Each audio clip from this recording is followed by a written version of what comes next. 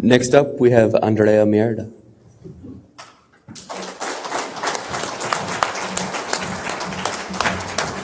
Good morning, Greens. How are you?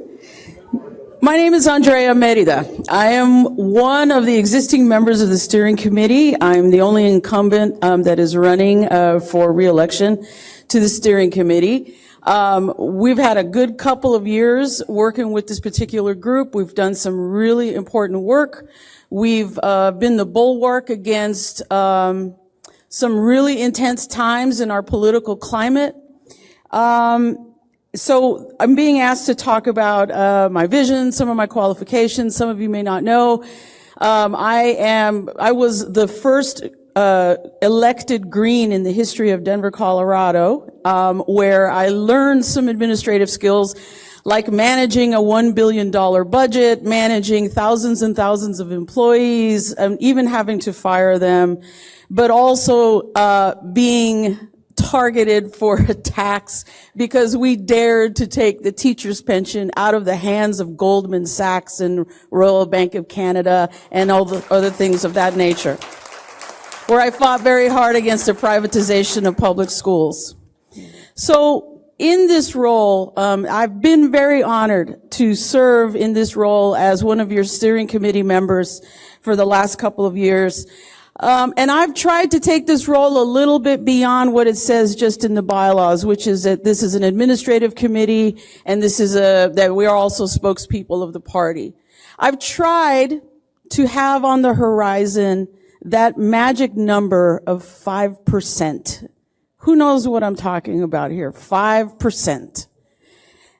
So if you don't understand what I'm talking about, in a presidential election, should our candidate reach 5% of the popular vote, we get more money.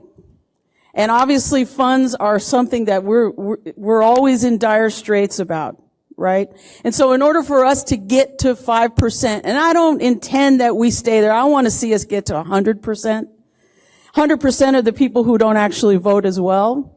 But in order for us to get that, we need to make sure that we have stable, strong state parties that work in conjunction with the national parties to get our federal candidates, especially our presidential nominee, across the finish line.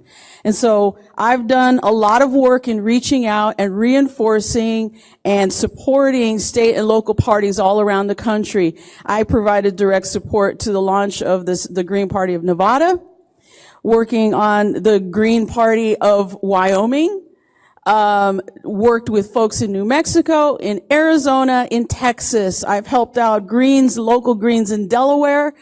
I've been in Florida. I have touched in as many places as I could because I believe that we cannot do this job of effectively representing the most disenfranchised people of this country. We cannot protect this environment if we do not have a strong political force so that we can be the revolutionary oppositional force that we need to be. That's what needs to get done. And sometimes there's grunt work that has to happen. Now, at this point in a campaign, the truism is that you really shouldn't take on anything that's controversial in your remarks. But I was involved in something very controversial. As you know, the steering committee was faced with a question to whether or not to accept donations of up to $100,000 to fund the recount. And it was an extremely controversial decision. Folks on either side of this question have a lot to say about it. I made the decision to say no to that. Not because I don't stand for voter integrity, not because I don't think that elections don't have problems. Believe me, as a person with a Hispanic last name, I understand those problems. But it's because we are a party of ethics and we are a party of values. And we have candidates on the street right now who are selling themselves as part of the linchpin of their platform is that we don't take corporate donations. And we were faced with a situation in which we would not know who those donations were coming from. We would not be able to provide accountability for that.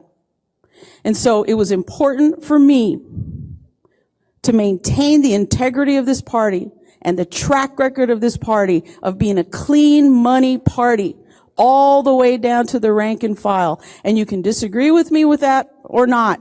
But the fact of the matter is that I have faced retaliation. I have faced negative attacks in this campaign. And I've even had to confront where divisions of people of color, where we should be unified, are being used in retaliation because I made the decision to stand on the side of integrity of this party.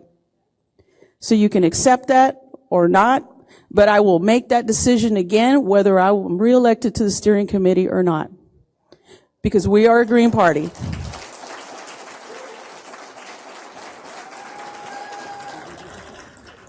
And it's time to have a place for principled disagreement and discussion in this party. And so I will commit to continue to give you 30 hours a week or more in this job. Please rank me number one. Please continue to support your local and state Green parties as well. Thank you.